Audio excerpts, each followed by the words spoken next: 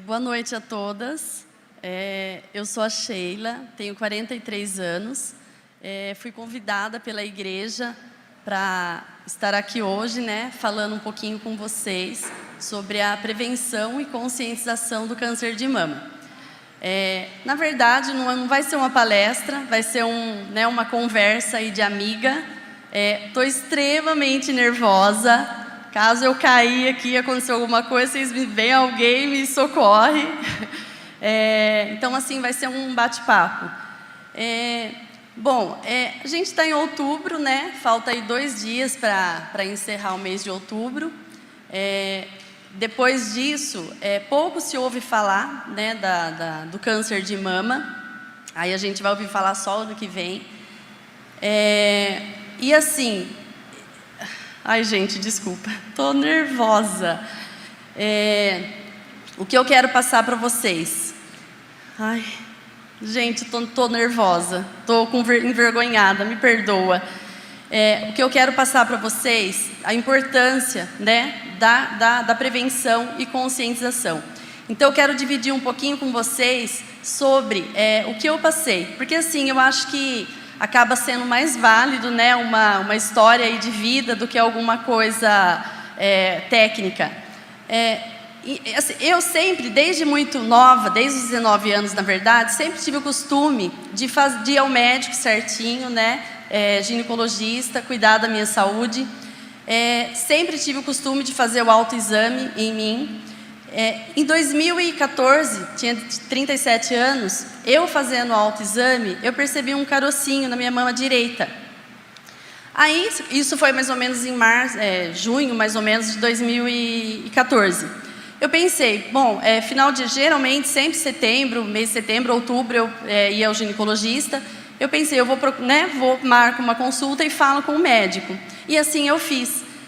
E aí na consulta ele examinou, pediu um ultrassom, falou, tá tudo bem, mas pediu um ultrassom para a gente, né, ter assim, um exame na mão, uma imagem. Uma semana depois, a secretária me ligou falando que estava tudo bem, que eu podia ficar tranquila. E assim eu fiz. Então, isso foi em 2014. Passou um ano, só que o carocinho estava ali. Ele estava ali, né, passava um mês, outro, eu apalpava, estava ali o carocinho.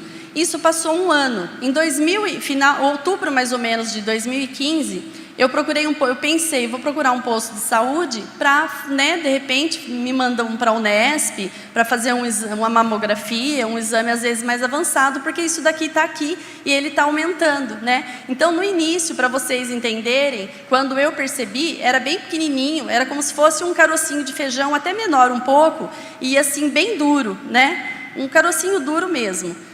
E aí, isso foi quando eu percebi ele. Aí, quando fiz o ultrassom, falou que estava tudo bem, e passou um ano, aí ele já estava maior. Era mais ou menos o tamanho de um carocinho de azeitona, já estava um pouquinho maior, só para vocês entenderem assim, o tamanho.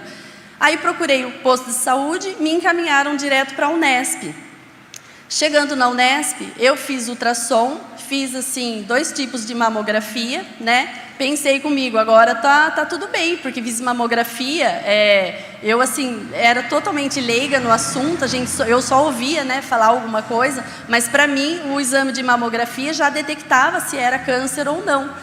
E assim foi feito, fiz os exames, passei por um médico mastologista, que é o especialista, né, na área de mama.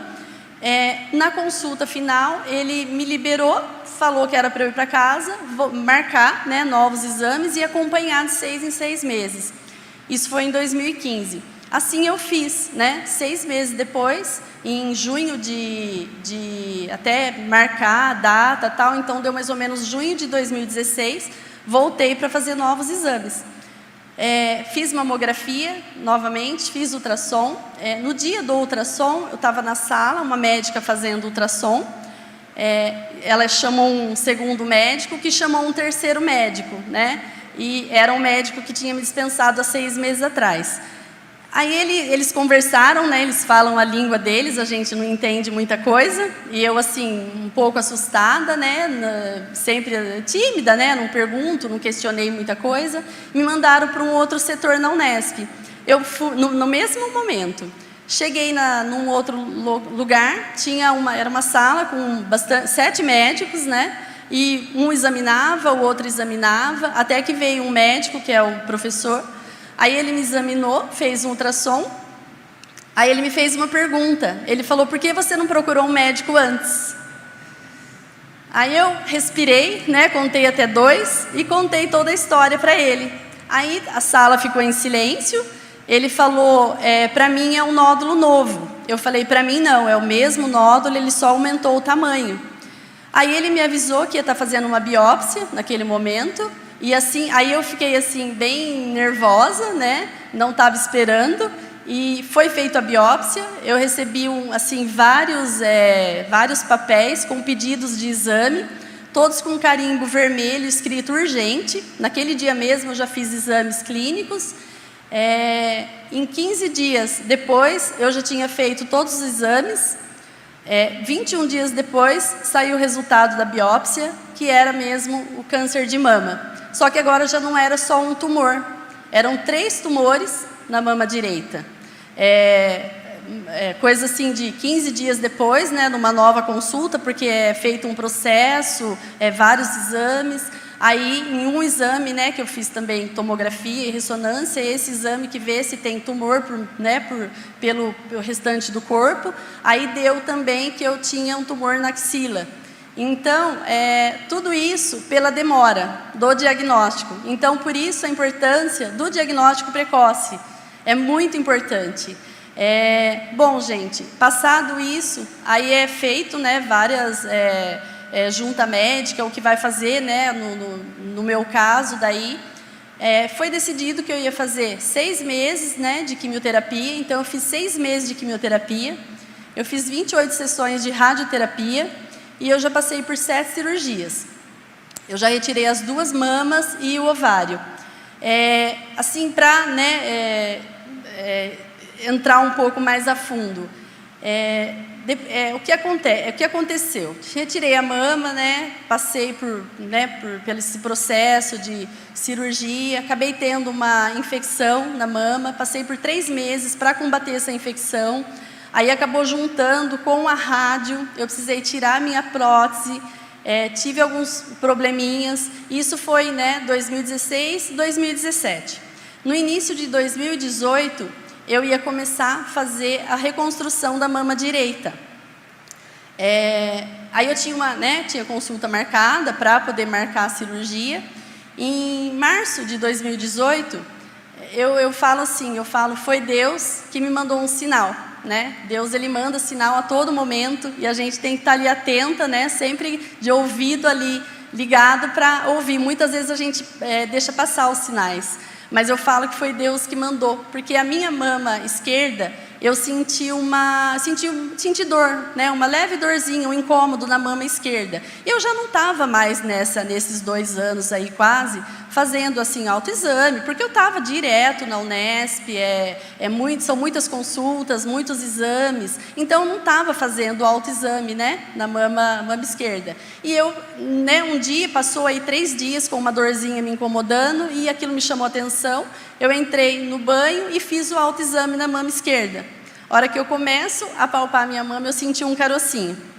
Eu falei: meu Deus, eu não acredito. E eu, né, fiz o autoexame, percebi um outro carocinho, era menor que o da primeira vez que eu percebi. E aí eu já estava mais esperta, né, saí do banho, mandei uma mensagem para o médico. Aí ele estava em período de férias, né? Ele estava inclusive em Buenos Aires fazendo estudos, né? sobre a mama e tal. Estava fugiu o nome. Oi, o nervo, meu Deus do céu.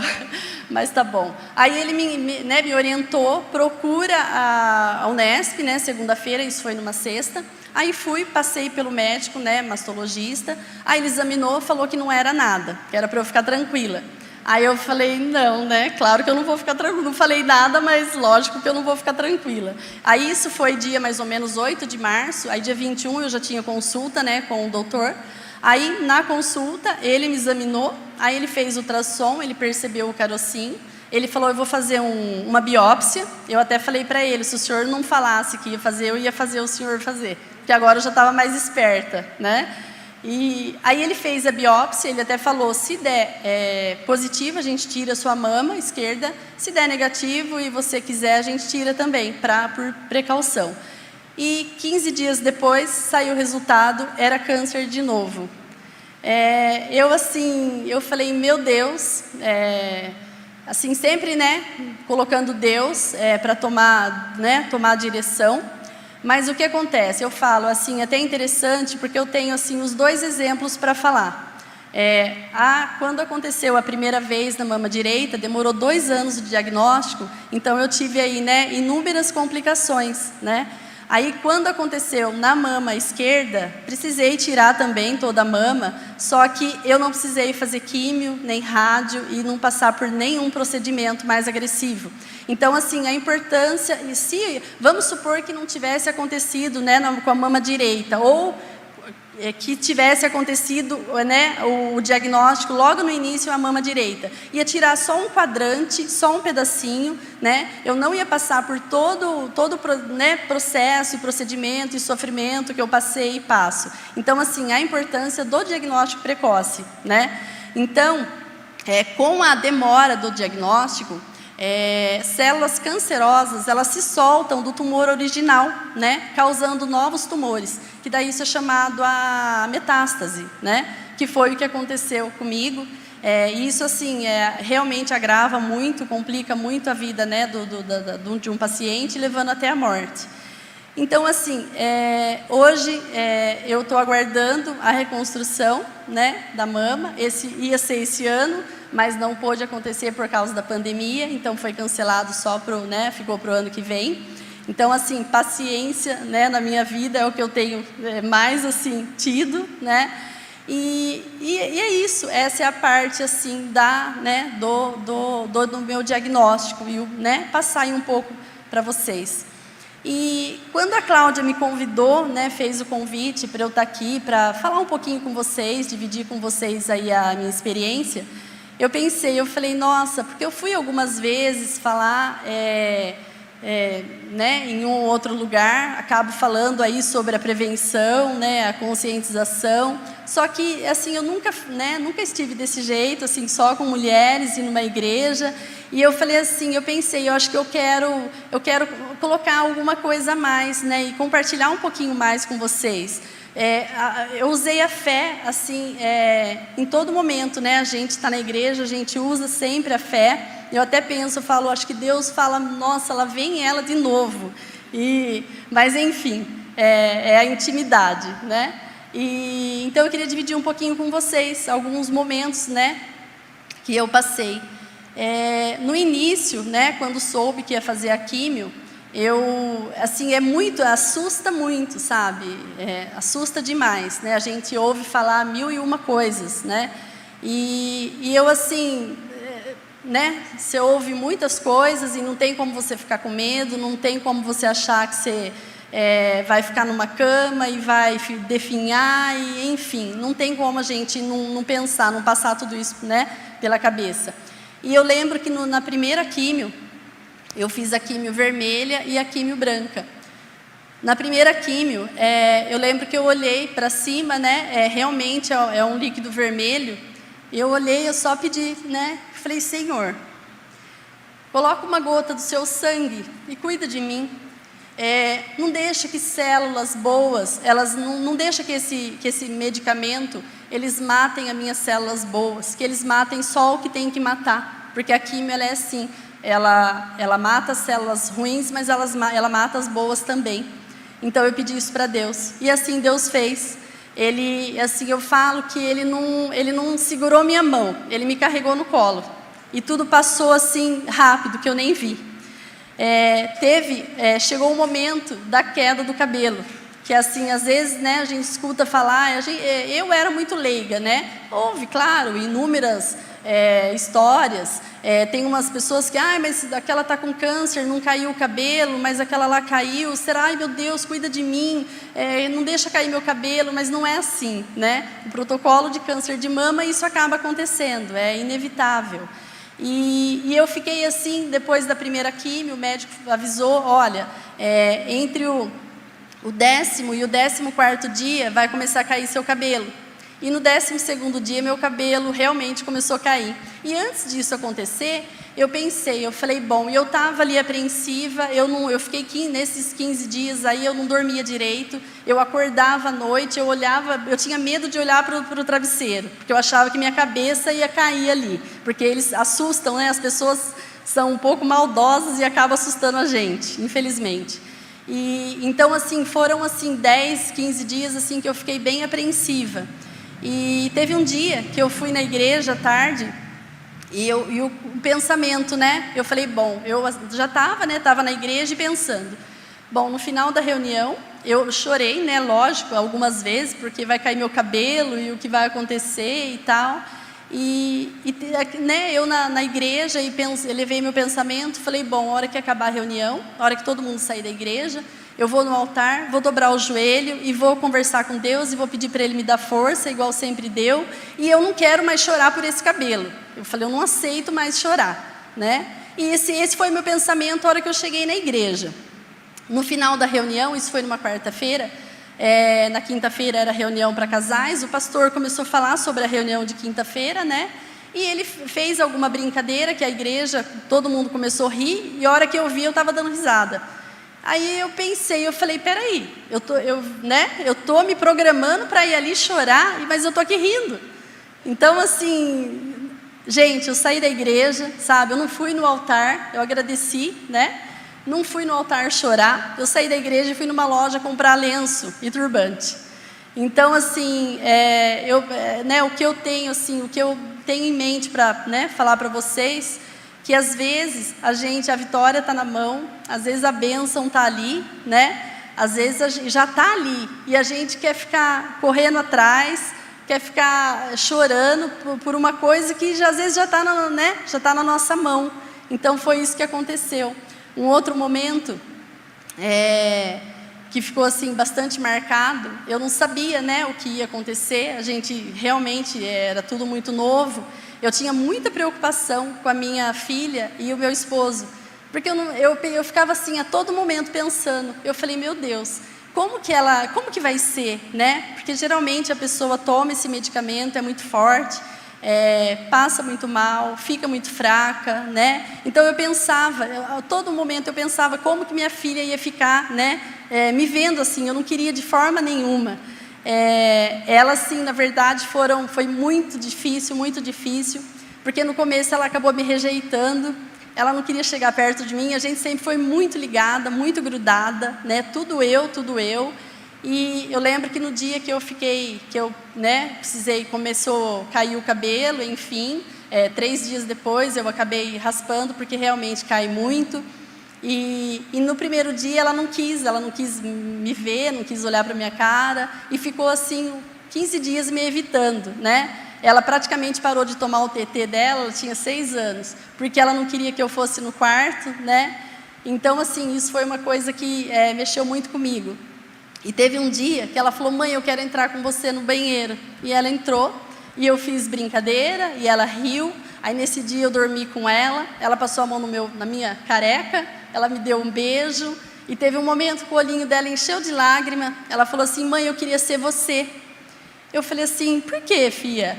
Ela falou assim, porque eu queria estar passando pelo que você está passando, porque você está passando por um momento difícil. Aí eu conversei com ela, né? Já tinha, claro, explicado sobre tudo, mas conversei com ela. E eu pensei assim comigo, falei, Senhor, se hoje, né, se o Senhor me levar, eu vou em paz, porque eu fiz, né? Eu deixei o amor ao próximo, né? Eu acabei ensinando isso para ela. Teve um outro momento também, aliás, teve assim inúmeros momentos. Se eu ficar aqui, a gente passa a noite. Mas teve um outro momento também. Em uma das cirurgias, eu acabei tendo uma necrose, né? E o médico me comunicou que eu não ia ter mama, eu ia, na verdade, ter uma pelota para poder usar um sutiã. Foi até essas palavras que ele usou. E ele falou, Sheila, porque na verdade tirou, vocês imaginem aí um meio abacate, então tira toda a polpa, fica só a casca. Então minha mama era assim, ficou só a pele, mamilha e auréola. E eu não queria perder isso, eu já tinha perdido, né, muito, eu não queria perder isso. Porque coloca uma prótese e fica uma estética, né? E eu não queria perder. Em uma das cirurgias eu acabei tendo uma necrose, né? E passados uns dias, eu fui, né, trocar, aí podia trocar o curativo, e eu vi que eu estava assim, estava muito feio, e eu né, percebi naquele momento, aí caiu minha ficha, o que era uma necrose, e eu falei, meu Deus, eu não aceito perder a pele, eu não aceito. E naquele momento, eu lembro que assim, veio na minha mente a passagem, né, do Vale dos Ossos Secos. Isso aí veio, né, de vez em quando a gente, né, passava, a gente ouvia falar, e então assim, isso ficou muito forte dentro de mim. E eu entrei no banho e clamando, né, e pedindo a Deus, Senhor, faça comigo o que o Senhor fez lá atrás. O Senhor pode fazer, né, a pele reviver, surgir tendão, né, veia, sangue, o Senhor pode fazer. Então, assim, foi isso que eu coloquei dentro do meu coração, e isso aconteceu. Em uma cirurgia, depois, passados-se, né, uns dias, numa outra cirurgia, para retirar, né, essa parte, mas assim, nesse dia, orei, né, clamei, aí o que eu fiz? Mandei mensagem para o médico. Aí ele me orientou o que era para eu fazer. Aí 10 dias depois, eu voltei no consultório para ele me ver como estava e tudo mais. Hora que ele, né, que eu tirei a roupa, que ele viu, palavras dele. Ele falou assim, aconteceu um milagre. Palavras do médico. Então assim, graças para a honra e glória de Deus, eu não perdi minha pele. Então, assim, foi muito assim, são assim, na verdade, inúmeras situações que a gente, né, passa, que eu passei, sempre coloco ali Deus na frente, e Ele, assim, sempre muito, né, me honrando. Eu até queria ler uma mensagem que eu no início, comecei a compartilhar no Face, porque eu pensei, eu quero passar, né, para as mulheres e compartilhar e assim poder ajudar. Porque eu acho que a gente, né, a gente tem escolhas, a gente escolhe se você cai um tombo, você ficar no chão chorando, ou você levanta e sacode a poeira. Então eu escolhi compartilhar e assim poder ajudar. E teve um dia, inclusive foi dia 11 de fevereiro de 2017, eu escrevi, né, acabei postando uma mensagem que fala sobre o Vale dos Ossos Secos. E isso, né, essa coisa da necrose foi depois. Eu quero, né, compartilhar com vocês. Já ouvi algumas vezes na igreja a passagem da Bíblia que fala sobre a visão de um vale de ossos secos. Ouvi novamente há 2 semanas, no meu silêncio comigo, me vem essa passagem na mente, todos os dias. Seria muito egoísmo não compartilhar e talvez estaria desobedecendo o Senhor. Inclusive, até assim, né, eu recebi o convite e pensei, né, vou falar sobre a minha experiência, acaba sendo, embora seja, eu fico muito nervosa, mas é fácil porque eu passei por isso, então contar, né, não é difícil. Mas aí eu fiquei pensando, bom, eu estou na igreja, né, eu vou estar na presença de um monte de mulher, eu queria poder passar algo a mais, né, e comecei a pedir a direção de Deus. E, né, eu vou falar isso ou aquilo, porque aconteceram assim inúmeras realmente situações.